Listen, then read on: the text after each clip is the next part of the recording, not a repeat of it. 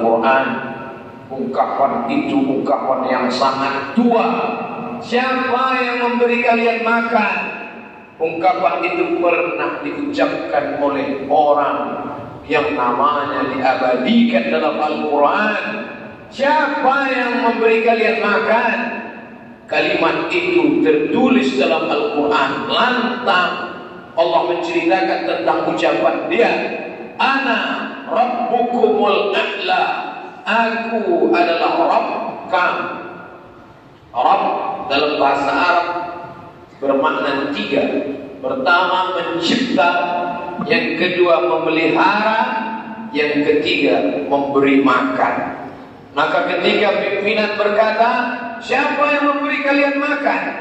Maka sesungguhnya ucapan itu sama dengan ucapan yang tertulis dalam Al-Quran.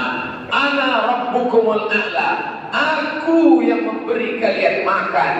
Itu adalah ucapan Fir'aun yang diceritakan Allah dalam Al-Quran.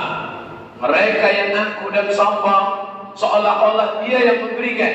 Maka seringkali dalam Al-Quran ketika berbicara tentang makan, Allah berfirman, wa mimma razaqnahum, kami yang memberi kalian makan. Jangan kalian merasa angkuh dan sombong. Hai orang miskin, jangan merasa rendah, karena kami yang memberi kalian makan. Hai orang kaya, jangan merasa sombong, karena kami yang memberi kalian makan. Dulu mereka membunuh anak-anak mereka. Wa idzal mau'udatu su'ilat, ketika anak-anak kecil itu dibunuh hidup-hidup, bi ayyi dzambin qutilat, nanti anak-anak kecil itu akan ditanya, mengapa kalian dibunuh? Ternyata mereka dibunuh karena orang tua takut banyak anak akan susah. Siapa yang akan memberi makan? Allah tegaskan, nahnu narzuquhum wa iyyakum.